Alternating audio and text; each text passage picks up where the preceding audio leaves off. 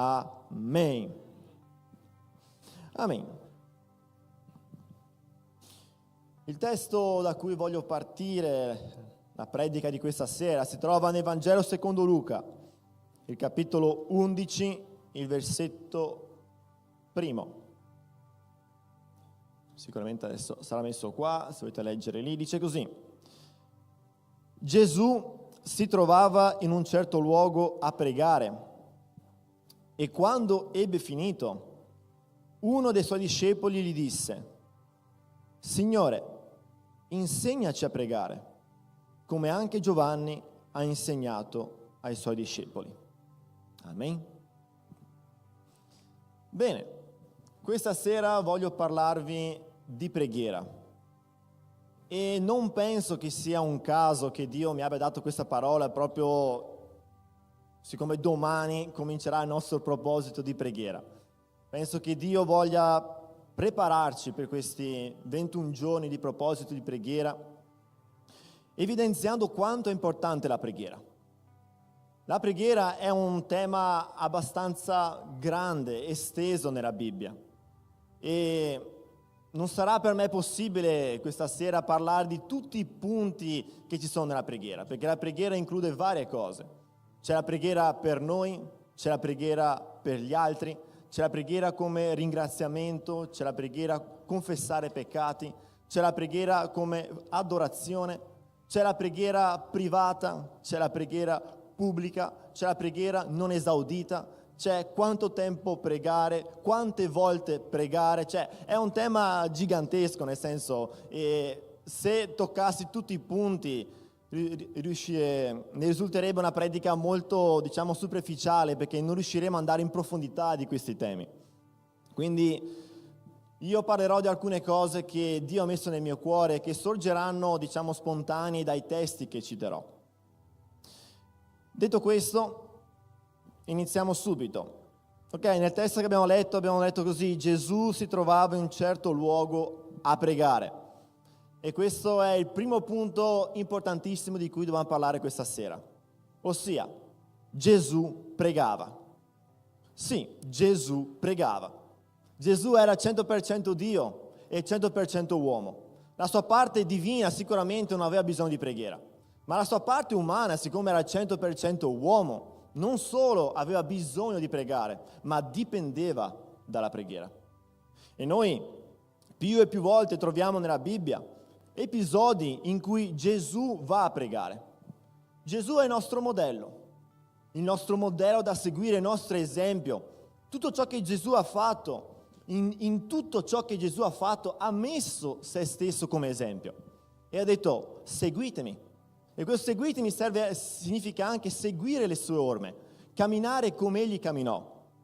Un versetto che mi piace molto è quando Gesù lavò i piedi agli apostoli. Troviamo questo in Giovanni 13. Nel versetto 15 lui dice così: infatti vi ho dato un esempio affinché anche voi facciate come vi ho fatto io. Gesù ha sempre messo se stesso come un esempio da seguire. E quindi noi troviamo che Gesù più volte nelle scritture prega. E ad esempio in Marco capitolo 1 versetto 35 sta scritto così: poi la mattina, mentre era ancora notte, Gesù si alzò, uscì e se ne andò in un luogo deserto e là pregava. E qui mi collego a un secondo punto: l'importanza di pregare al mattino. Un cristiano deve cominciare la sua giornata parlando con Dio. Un cristiano non dovrebbe cominciare una giornata senza parlare con Dio. È fondamentale iniziare la giornata parlando con Dio. Mi ricordo una storia di un pastore puritano che lui faceva il pastore a tempo integrale, ossia viveva per l'opera, viveva per la chiesa. Però ogni mattina lui si svegliava alle 4 di mattina per pregare. E un giorno gli hanno chiesto: ma perché ti svegli così presto per pregare? E lui rispose: i fabbri si svegliano alle 5 per andare a lavorare. Io faccio un lavoro che è più importante del loro, quindi devo svegliarmi prima di loro. prendersi cura della chiesa, prendersi cura di anime, è un lavoro molto più importante di quello di un fabbro o di qualsiasi altro lavoro. Pastore Hernandez Diaz Lopez racconta che un giorno lui e un gruppo di persone sono andati nella Corea del Sud a visitare alcune chiese. E queste chiese erano chiese molto grandi, chiese da 20.000 membri, da 50.000 membri, da 80.000 membri e una chiesa anche di più di 100.000 membri, chiese enormi. E lui è andato da ogni pastore, da ogni chiesa a chiedere qual era il segreto di questa crescita esponenziale. E la risposta era unica e unanime: preghiera. In una di queste chiese lui è andato e questa chiesa aveva 4 incontri di preghiera al giorno, uno dalle 4 alle 5, uno dalle 5 alle 6, uno dalle 6 alle 7 e uno dalle 7 alle 8. Tutti i giorni 4 sessioni di preghiera.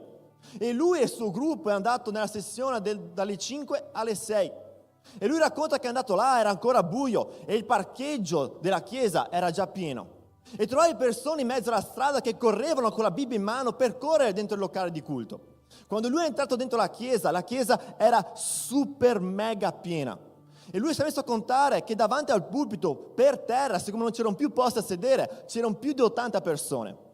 E lui dice che quando quel popolo ha cominciato a pregare, ciò che lui ha sentito è che il cielo si era aperto e che Dio era sceso in quel luogo. E dopo il pastore è andato a parlare con questo pastore e gli ha chiesto così: ma voi pregate alla mattina perché siete orientali, perché è la vostra cultura?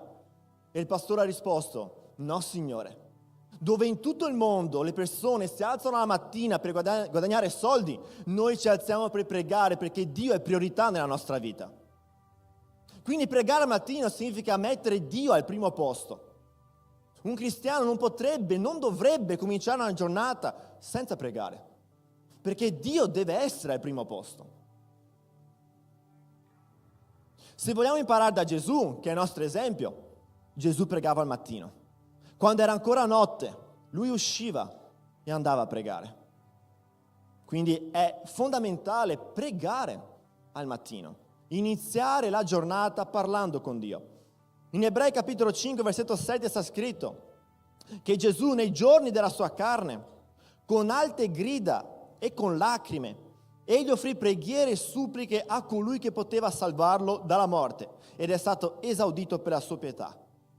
E qui mi collego un altro punto. Vediamo che Gesù non solo pregava, ma pregava con lacrime e con grida. Cosa significa questo? Intensità. La preghiera deve essere intensa. Tante persone hanno l'abitudine di pregare alla sera prima di andare a dormire dopo il peso di tutta la giornata, stanchi, affaticati, si inginocchia davanti a Dio, tutto stanco. E mezzo addormentato comincia a pregare: Dio, allontana i miei amici, benedici i miei peccati, Dio ti benedica, Dio. Così stanco che non sa neanche cosa sta dicendo perché è stanco. E la preghiera deve essere intensa, per essere intensa devo essere riposato. Quindi non posso pregare solo la sera quando sono distrutto dalla giornata, perché sicuramente mi addormenterò in mezzo alla preghiera. Non so se a qualcuno è già successo. È bellissimo addormentarsi comunque pregando con Dio. Comunque, la preghiera deve essere intensa. E noi vediamo questo in Gesù. Quando Gesù è nel giardino del Getsemani, pregò così intensamente che il suo sudore divenne sangue. Sudò sangue. Noi capiamo quanto era intensa la sua preghiera. Adesso mi sfugge il termine, come si chiama questa cosa, ma esiste veramente quando tu passi per una situazione così intensa, così difficile, diciamo così, la tua preghiera così intensa, ok? I capillari si rompono e il sangue si mescola al sudore e tu sudi sangue. Da questo noi capiamo quanto era intensa la preghiera di Gesù in quel momento. Perché lui sapeva che tutti i peccati dell'umanità stavano ricadendo su di lui. E lui sentiva tutto quel peso e pregò intensamente.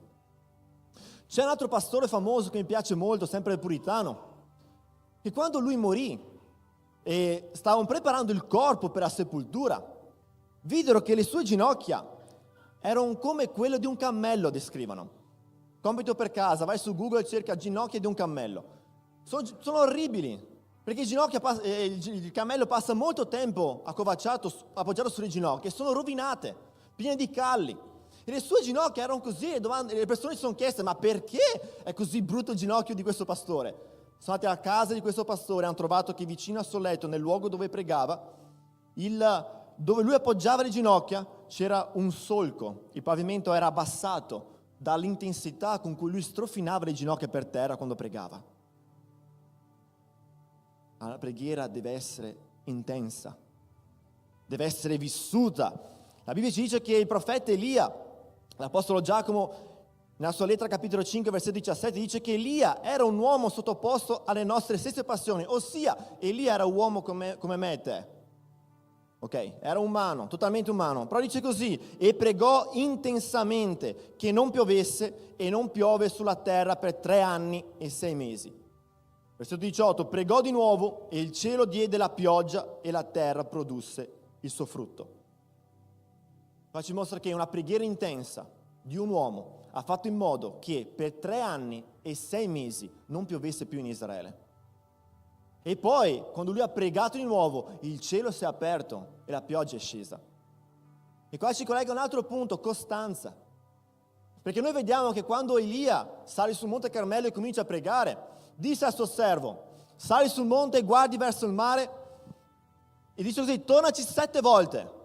Lui è rimasto tutto il tempo lì a pregare, il servo è andato a vedere verso il mare, non c'era niente, tornò da Elia, va un'altra volta, non c'è niente, alla 7ª volta il servo dice: c'è una nuvola, grande quanto la palma della mano di un uomo, c'è una nuvoletta così, agli occhi nostri potrebbe significare niente, ma agli occhi di Elia quello era il segno che la pioggia di Dio stava per cadere. Infatti lui disse così: corri dal re e digli: attacca i cavalli e parti affinché la pioggia non ti fermi. E da lì a poco tempo si scatenò un vento, una pioggia fortissima. Perché cosa? Elia pregò con intensità e pregò con costanza. Quindi la preghiera deve essere costante. Un'altra cosa che possiamo imparare da Gesù, che prima di scegliere i 12 apostoli, la Bibbia ci dice che lui passò la notte intera in preghiera a Dio. E la mattina, quando si alzò, scelse i 12 apostoli. Cos'è questo insegnamento? Prima di prendere una decisione importante, prega. Fai così a tuo fratello e di: sì, come Gesù. Prima di prendere una decisione importante, prega. Gesù era Dio e ha passato tutta la notte in preghiera prima di scegliere gli apostoli. E tra gli apostoli ha scelto Giuda, ben sapendo che l'avrebbe tradito, ma così era, affinché le scritture si adempissero. Ma prima di prendere una decisione importante, prega. Bene, Gesù quindi si trovava in un certo luogo a pregare e quando ebbe finito, uno dei suoi discepoli gli disse: Signore, insegnaci a pregare come anche Giovanni ha insegnato ai suoi discepoli. Qui voglio evidenziare l'importanza di insegnare a pregare. L'importanza che un leader, un pastore, un predicatore, ma anche un padre di famiglia o una madre, un genitore, insegni a pregare. I discepoli stavano dicendo così: Gesù, insegnaci così come Giovanni ha insegnato. Perché era tradizione che il maestro insegnasse ai discepoli a pregare. E un leader, un pastore, un predicatore, un genitore deve insegnare a pregare. Mi ricordo una frase di un uomo di Dio che a me piace molto. Lui disse così: se dedicassimo tempo a insegnare alle persone a pregare, quanto dedichiamo tempo a insegnare alle persone a suonare strumenti, incendieremo il mondo. Voglio subito difendermi prima che mi arrivi un sasso qua, che non c'ho niente contro strumenti. Io stesso ho uno strumento a casa che sto imparando a suonare, spoiler, ma sono 3 settimane che non mi esercito. Io posso stare 3 settimane senza esercitarmi con uno strumento, 1 mese o anche 1 anno, ma non posso stare un giorno senza pregare. Quindi strumento è importante, molto importante, ma la preghiera è più importante. John Bunyan disse una volta così: io posso fare altro dopo aver pregato, ma non posso fare nient'altro finché non ho pregato. Ossia, ho pregato, ho fatto la mia parte con Dio, posso fare dell'altro. Non ho pregato, bene, finché non prego, non posso fare altro. Preghiera deve essere priorità. preghiera deve essere priorità. È una cosa così importante che l'Apostolo Paolo, parlando della sessualità dentro il matrimonio, che è una cosa importantissima, dice che la coppia può, mettendosi d'accordo, astenersi dai rapporti sessuali per un tempo per dedicarsi alla preghiera. È così importante che Paolo dice anche la sessualità, che è vitale nel matrimonio, può essere messa da parte per un tempo per pregare, per propositi. Questo evidenzia l'importanza della preghiera. E come si insegna a pregare? Diciamo, come fa un genitore a insegnare al proprio figlio a pregare? C'è una frase mia che mi piace molto di me stesso, che dice così: invece di mandare tuo figlio a pregare, manda te stesso a pregare. I figli imparano dall'esempio. Una volta Telmo Martinelli, che il pastore piace molto, stava pregando e lo Spirito Santo gli ha detto: da adesso in poi pregherai in salotto, così quando tua figlia si alzerà ti vedrà che stai pregando. Vuoi insegnare a tuo figlio a pregare? Vai a pregare. Vuoi che tuo figlio legga la Bibbia? Leggi la Bibbia. I figli imparano dall'esempio. Gesù stava pregando e il suo esempio ha portato i discepoli a dire: insegnaci a pregare.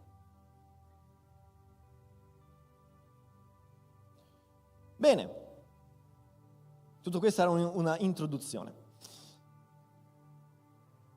Dopo che Gesù in Luca 11,1 dice, ok, leggiamo tutto quel versetto di prima, Gesù darà l'insegnamento del Padre nostro, la famosa preghiera che viene conosciuta oggi come la preghiera del Padre nostro. Solo che nel testo di Matteo, che è più completo in questo passaggio, prima che Gesù presenti la preghiera del Padre nostro, lui corregge alcune cose che sono sbagliate nella preghiera. E voglio citarvele tutte quante. Matteo capitolo 6, dal versetto 5 leggiamo così: quando pregate, non siate come gli ipocriti, poiché essi amano pregare stando in piedi nelle sinagoghe e agli angoli delle piazze per essere visti dagli uomini. Io vi dico in verità che questo è il premio che ne hanno. Prima cosa che Gesù vuole correggere: la preghiera non è per essere visti, nel senso di essere applauditi, di essere onorati, di creare quello status: io sono un uomo di preghiera. I farisei pregavano per essere visti. Loro si mettevano in piedi nelle sinagoghe, agli angoli delle piazze, affinché le persone vedessero il fariseo lì, uomo di preghiera. Lui è Dio, guarda, così, vicini vicini. E il primo insegnamento che Gesù vuole correggere è: non siate come i farisei. Non pregate per ipocrisia, non per essere applauditi, non per essere visti dagli uomini. Prima cosa.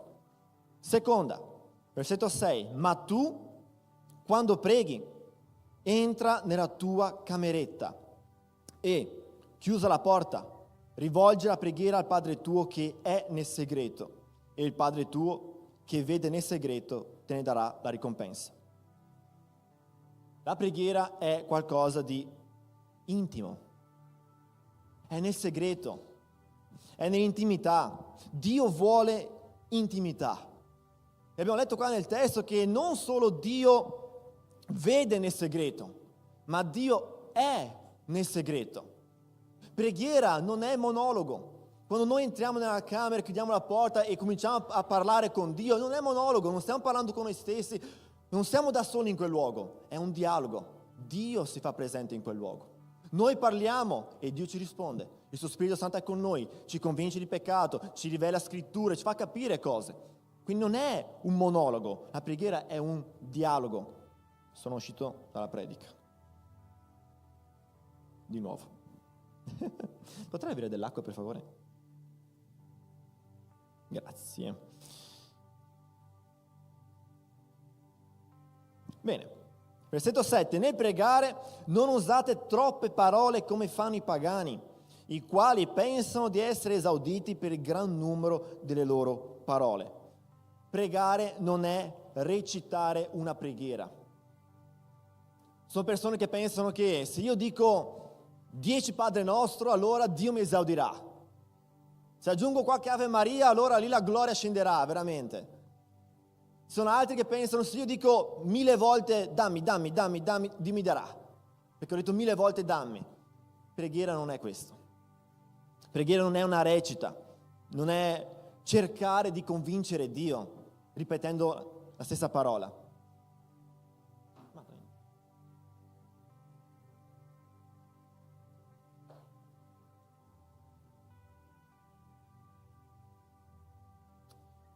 Ok, versetto 8. Non fate dunque come loro, perché il Padre vostro sa le cose di cui avete bisogno prima che gliele chiediate. Preghiera non è informare Dio di qualcosa come se Dio non sapesse. Dio sa esattamente ciò di cui abbiamo bisogno. Nel Salmo 139 sta scritto che la parola non è ancora sulla mia lingua, che tu, Signore, già la conosci appieno. Dio sa esattamente ciò di cui abbiamo bisogno, sa anche i nostri sogni, i nostri progetti, Dio sa tutto. Quindi pregare non è informare Dio come se Dio non sapesse. Pregare è creare una relazione con Dio, è creare intimità con Dio. Amen. E qui finalmente Gesù darà l'insegnamento e darà la preghiera del Padre nostro. E come ho già detto, questa preghiera non è stata data per essere recitata, per essere ripetuta più volte. È un modello, un esempio di preghiera. Sono tanti punti nella preghiera del Padre nostro che Gesù ci insegna a pregare per queste cose. E per evidenziare ancora una volta che non è una recita, noi vediamo in Giovanni 17 che Gesù prega e vediamo che Gesù non cita il Padre nostro. C'è un capitolo intero che c'è una preghiera di Gesù, ma Gesù non cita il Padre nostro come la preghiera del Padre nostro. Bene, preghiera del Padre nostro, come comincia? Padre nostro, giusto? Bene, questa è la prima cosa che Gesù vuole insegnarci in questa preghiera. Che Dio non è più solo il nostro Dio, ma è anche il nostro Padre. Nel Vangelo secondo Giovanni, capitolo 1, versetto 12, sta scritto: ma a tutti quelli che l'hanno ricevuto, Egli ha dato il diritto di diventare figli di Dio, a quelli cioè che credono nel suo nome. Quando una persona conosce Gesù, passa per la nuova nascita, è veramente salvato, Dio non è più solamente il suo Dio, è anche il suo Padre. E questo cosa crea? Crea una relazione padre-figlio, che Dio ci ama e Dio vuole il nostro bene. Gesù dirà così: se voi che siete malvagi sapete dare buoni doni ai vostri figli, quanto più il Padre Celeste darà cose buone a coloro che glielo domandano. Ossia, se noi uomini, genitori, sappiamo dare cose buone ai nostri figli, noi che siamo malvagi, Dio che è buono, che è superiore a noi, sarà ancora più in grado di dare cose buone a coloro che glielo chiedono. Quindi la prima cosa che Gesù vuole insegnarci nel Padre nostro è che Dio è nostro Padre e non solo il nostro Dio. Poi dice che sei nei cieli. Questo parla di fede. In Ebrei 11 sta scritto che senza fede è impossibile piacere a Dio. Perché chi si accosta a Dio deve credere che Egli è, deve credere che Egli esista e che Egli ricompensa tutti quelli che lo cercano. Questo parla di fede. Dobbiamo sapere che oltre a un Padre terreno, qua sulla terra, abbiamo un Padre celeste là nei cieli. Quindi seconda cosa che Gesù vuole insegnarci: fede. L'Apostolo Giacomo nella sua lettera dice così, parlando di saggezza, capitolo 1, versetto 6, dice: ma la chieda con fede, senza dubitare, perché chi dubita è simile a un'onda del mare agitata dal vento e spinta qua e là. Un tale uomo non pensi di ricevere qualcosa dal Signore, perché è di animo doppio, instabile in tutte le sue vie. Perché tante volte le nostre preghiere non vengono esaudite? Perché non stiamo pregando con fede. A volte preghiamo e neanche crediamo a ciò che stiamo pregando. E se noi non preghiamo con fede, la Bibbia ci paragona a un'onda del mare che è buttata qua e là dal vento. E Giacomo evidenzia: un tale uomo non pensi di poter ricevere qualcosa dal Signore. Quindi dobbiamo pregare con fede. Poi dice: sia santificato il tuo nome. Questo cosa significa? Parla di lode e adorazione. Ossia, la preghiera non è solo ricevere, ma è anche dare. Dare a Dio la gloria che si merita, benedire il suo nome, passare un tempo solamente a dire santo, santo, santo. Preghiera non è solo fare una lista della spesa, è anche lodare Dio, adorare Dio. Nel Salmo 42, versetto 8, dice così, che il Signore di giorno concedeva la sua grazia e io la notte innalzavo cantici per Lui come preghiera al Dio che mi dà vita. Ossia, i nostri cantici salgono a Dio come una preghiera. Preghiera non è solo chiedere, ma è anche dare a Dio la lode che si merita. Poi dice, venga il tuo regno. Dobbiamo pregare per il ritorno di Gesù. L'Apostolo Pietro dice che mentre attendete e affrettate la venuta del Signore, si dice che affrettate, vuol dire che noi possiamo affrettare, accelerare il ritorno di Gesù. Come si fa questo? Pregando. Quando noi preghiamo affinché il regno di Dio avanzi, che il Vangelo sia predicato, che anime si convertano, noi stiamo pregando affinché Gesù torni prima. Perché finché il Vangelo non viene predicato in tutto il mondo, Gesù non tornerà. Quindi tutto che noi stiamo pregando affinché venga il regno di Dio, che l'opera di Dio prosperi, noi stiamo dicendo Gesù, vieni presto, accelera il tempo. So che qua tanti giovani diranno Dio non tornare finché prima io non mi sposi. Ma una preghiera che Gesù ci insegna a fare è venga il tuo regno. Pregare affinché Gesù torni e rapisca la sua Chiesa. Perché ciò che sarà là è infinitamente meglio di ciò che c'è qua. E poi dice, sia fatta la tua volontà come in cielo, così in terra. Qui parla di obbedienza. Anche quando non so, cosa è meglio per me stesso e prego per una cosa, Dio è così buono che se quella cosa non è della sua volontà, Lui non me la darà. Una volta ho sentito una persona dire così, tutto ciò che noi preghiamo, chiediamo in preghiera, Dio ce lo dà. Non è così. Tutto ciò che è della sua volontà, Lui ci dà. Perché se chiedo un coltello, Dio non mi darà il coltello. Se vuole farmi del male, nel senso. Se vuole tagliare una piccagna, me lo darà forse. In 1 Giovanni capitolo 5, versetto 14 è scritto così, questa è la fiducia che abbiamo in Lui, che se domandiamo qualche cosa secondo la sua volontà, Egli ci esaudisce. Poi, dacci oggi il nostro pane quotidiano. Qui parla di dipendenza. Parla di andare a Dio quotidianamente, tutti i giorni, perché la preghiera è dacci oggi e non dacci domani. Ossia, tutti i giorni io devo pregare, tutti i giorni devo cercare Dio. Noi vediamo questo nel popolo quando era nel deserto, quando Dio dava la manna. Dio dava la manna, il popolo andava a raccogliere la manna e Dio diceva raccogliete solo la dose che vi serve per quel giorno. Alcuni disobbedienti prendevano doppia dose per 2 giorni, ma il giorno dopo quella porzione di manna che avevano presa era marcia e piena di vermi. Perché Dio ha detto ogni giorno vi darò il vostro nutrimento. Ma quando arrivava il sabato, che era giorno di riposo, il venerdì diceva prendete la dose doppia. E quando loro prendevano dose doppia, il secondo giorno non c'erano vermi. E questo ci mostra quanto Dio è supremo al di sopra di tutto. Perché dice, io vi darò ogni giorno ciò che vi serve. Il venerdì vi darò doppia dose, perché sabato è giorno di riposo e non andrete a raccogliere. Ma gli altri giorni, quando le persone andavano a raccogliere, il doppio. La seconda porzione si riempiva di vermi. Ma questo ci insegna cosa? Che Dio ogni giorno vuole provvedere alle nostre necessità. E nel stesso testo che abbiamo letto prima, che Gesù disse, se voi che siete malvagi sapete dare buoni doni ai vostri figli, dice così, qual è il padre tra di voi? Se il figlio gli chiede un pesce, gli dia una pietra.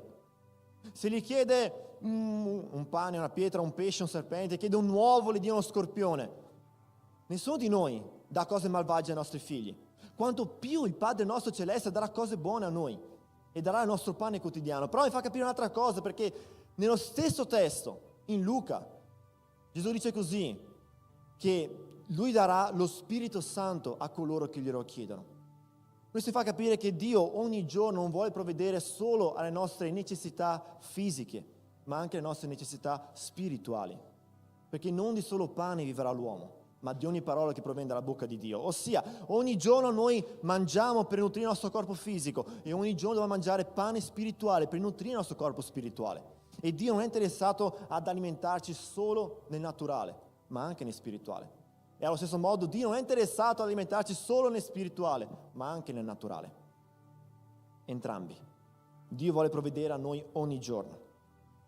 Andiamo verso la fine. Rimetta a noi i nostri debiti. Pregare per il perdono dei peccati. L'Apostolo Giovanni dice che se noi confessiamo i nostri peccati, Egli è fedele e giusto da perdonarci i peccati e purificarci da ogni iniquità. Però per far questo dobbiamo presentarci a Dio e confessare i peccati. Entrare nel dettaglio specifico, ho fatto questo. Dio vuole perdonare i nostri peccati. E dice dopo, come noi li abbiamo rimessi ai nostri debitori, ossia se noi non perdoniamo gli altri, Dio non perdonerà noi. C'è anche una parabola che parla di questo, ma non voglio dilungarmi. Ma Gesù disse chiaramente, perché se voi non perdonate agli uomini le loro colpe, il Padre vostro celeste non perdonerà neanche a voi. Quindi l'importanza di perdonare gli altri affinché Dio perdoni noi. Oppure, così come Dio ci ha perdonati, noi dobbiamo perdonare. Bene, per finire, non ci esporre alla tentazione, ma liberaci dal male. C'è solo una cosa che può proteggere la nostra vita dalle tentazioni, e questa è la preghiera. In Matteo 26,41 sta scritto: vegliate, pregate affinché non cadiate in tentazione, lo spirito è pronto, ma la carne è debole. Quando noi preghiamo, Dio ci blinda, ci protegge dalle tentazioni. Le tentazioni neanche arrivano fino a noi. Perché c'è la necessità di giocare con il fuoco? È meglio che il fuoco sia spento, così che non debba soffrire nessuna battaglia, no? Quindi per proteggermi dalle tentazioni necessita di preghiera.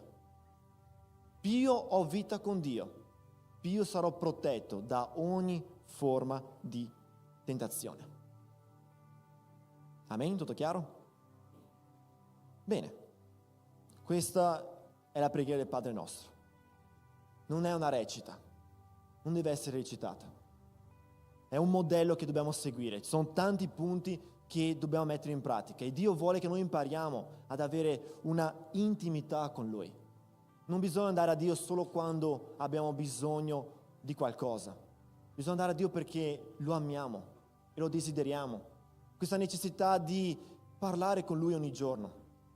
Ci deve essere questo bisogno nel cuore, questa cosa che non senti pace, non senti soddisfazione nella tua giornata finché non parli con Dio. E il consiglio che voglio darti di nuovo è: dedica a Dio il primo posto, non lasciarlo per ultimo. Perché a fine giornata puoi sì ritrovarti stanco, senza forza, mezzo addormentato e la tua preghiera sarà secca, fredda, ti addormenterai forse. Dedica tempo alla mattina. Se tu ti svegli alle 4, bene, metti la sveglia 10 minuti prima, che ti costa? E passa 10 minuti in preghiera parlando con Dio. Ma non uscire di casa senza aver parlato con Dio. E adesso che comincerà questo proposito di preghiera, partecipa al proposito di preghiera. Crea questa abitudine di pregare tutti i giorni. C'è chi dice che se tu per 21 giorni fai una cosa, questa cosa diventa un'abitudine. Quindi se tu non mancherai neanche una volta a questo proposito di preghiera di 21 giorni, questa cosa diventerà abitudine e tu continuerai anche il 22esimo, il 23esimo e così farai per sempre. Crea l'abitudine di pregare. Daniele pregava 3 volte al giorno e ti consiglio, prega più volte in una giornata. Perché accontentarsi solo da pregare la mattina 10 minuti prima di andare al lavoro? Perché accontentarsi da pregare di sera prima di andare a dormire 5 minuti prima che mi addormenti? Separa un tempo durante la giornata quando sei pieno di forza, pieno di energia, sei sveglio e vai a pregare.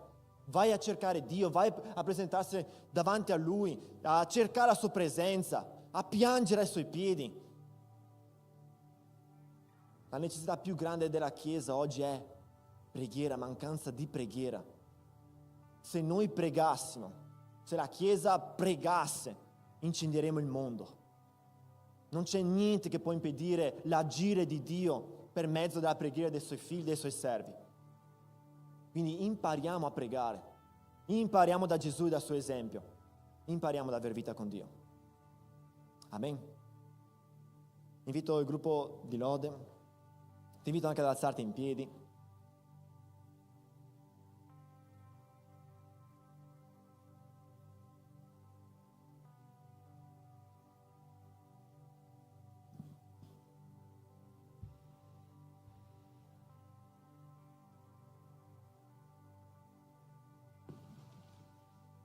Gesù disse anche, se 2 persone sulla terra si accordano a chiedere qualsiasi cosa, questa cosa sarà loro concessa dal Padre mio che è nei cieli. Quindi ti invito a stringere la mano a un fratello che è vicino a te e pregheremo con un tema specifico affinché Dio ci porti ad avere intimità con Lui, affinché la preghiera diventi abitudine nella nostra vita, affinché possiamo passare 1 giorno, 2 giorni senza fare tante cose, ma non possiamo passare 1 giorno senza pregare, che sentiamo questa necessità dentro il nostro cuore. Preghiamo. Padre Santo, Santo, Santo, Santo è il tuo nome, Signore. Sii glorificato, Signore, in questa serata, qui in mezzo alla tua Chiesa. La tua parola è stata predicata. E io credo, Signore, che la tua parola è potente da trasformare vite. E credo che questa parola abbia toccato il cuore di persone. E io prego, Signore, affinché questi semi preziosi che sono stati lanciati dal cielo cadano in terreni fertili e che vengano a portare frutto, Signore, nella vita di ognuno di noi. Che non sia, Signore, che possiamo non essere solamente ascoltatori della tua parola, ma praticanti. E voglio pregare, Signore, affinché ognuno di noi, da partire da oggi, possa rinnovare la sua vita di preghiera. Non importa quanto prega oggi, che domani possa migliorare questo tempo di preghiera, aumentare questo tempo di preghiera, che possiamo non sentirci soddisfatti, Signore, con la nostra vita di preghiera, perché sappiamo che tu sei un Dio infinito e tu ci chiami, Signore, a una profondità sempre maggiore. Quindi crea in noi, Dio, questa abitudine di pregare tutti i giorni, che possiamo, Signore, non mancare mai nel nostro appuntamento di stare con te e che possiamo provare questo piacere, Dio, di pregare, di parlare con te, di conversare con te, di intercedere, Signore, non solamente per le nostre vite, che possiamo, Signore, non essere egoisti, ma che possiamo pregare per gli altri, pregare per la Chiesa, pregare per il tuo regno affinché avanzi, pregare per la nostra famiglia, per la nostra moglie, i nostri mariti, i nostri figli, Dio, che possiamo porci in un luogo di intercessione e avere, Signore, intimità con te, profondità. Non vogliamo accontentarci, Signore, di una preghiera superficiale, di una preghiera secca, di una preghiera mezza addormentata. Vogliamo quella preghiera intensa, Dio, la stessa preghiera con cui Elia ha pregato, la stessa preghiera come il Signore Gesù ha pregato, quella preghiera intensa che prende ogni parte di noi, che ci porta, Signore, a strofinare le nostre ginocchia per terra e a combattere, Dio, contro i principati, le potestà e questo regno di tenebre e dire: Dio, scaccia i demoni, Dio, fa avanzare il tuo regno, Dio, convinci il peccato, perché Dio, finché la tua Chiesa non si posizionerà in preghiera, noi non vedremo risveglio. Il tuo Spirito Santo non sarà riversato in modo sovrannaturale e abbondante finché noi non ci posizioniamo in preghiera. Quindi, Dio, ti prego, nel nome di Gesù, alza una generazione che prega, una generazione che prega, che passi tempo in preghiera, che prega, Signore, più volte nella giornata, che preghi ore, Dio, non minuti, non secondi, ore, che passi ore in preghiera parlando con te, che pianga ai tuoi piedi, che versa lacrime ai tuoi piedi, che sente il dolore che tu senti per l'umanità che è così lontana dalle tue vie. Alza una generazione, Dio, che prende come priorità umiliarsi ai tuoi piedi e cercare la tua faccia e cercare la tua presenza.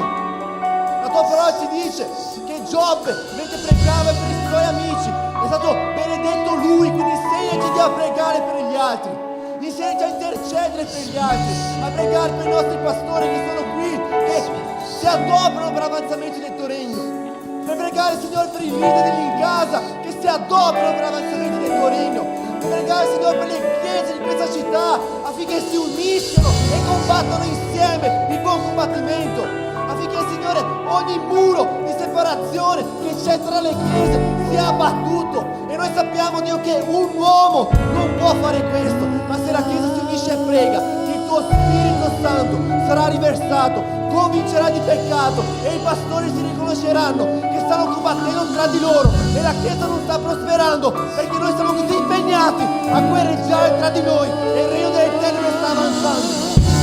Quindi, Spirito Santo, fa ciò che solo tu puoi fare, convinci di peccato e unisci la tua Chiesa in questa città, perché vogliamo guadagnare questa città per te, vogliamo guadagnare questa nazione per te.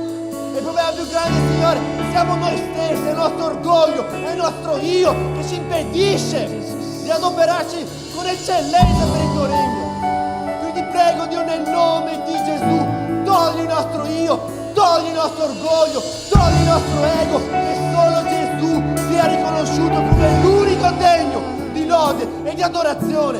Che la nostra preghiera possa essere come quella di Giovanni Battista, bisogna che Egli cresca e io diminuisca. Che tu venga a crescere, Dio, che tu venga a crescere e che noi veniamo a diminuire. Che nessuno, Dio, venga a uscire di qua ricordandosi di chi ha predicato questa sera, ma ricordandosi che la tua parola è stata predicata. Che l'unico nome che si è ricordato in questa sera è il nome di Gesù, l'esempio perfetto, l'uomo perfetto che ha camminato con te in tutto, fedele in tutto, e ha pregato, e ha pianto, e ha gridato, e ha supplicato. Lui qua su questa terra. Insegnaci a seguire il tuo esempio. Vogliamo anche noi, Dio, una chiesa di 10.000 membri, di 20.000 membri o di 50.000 membri. Vogliamo anche noi una chiesa grande. E sappiamo che per avere questo dobbiamo posizionarci in preghiera.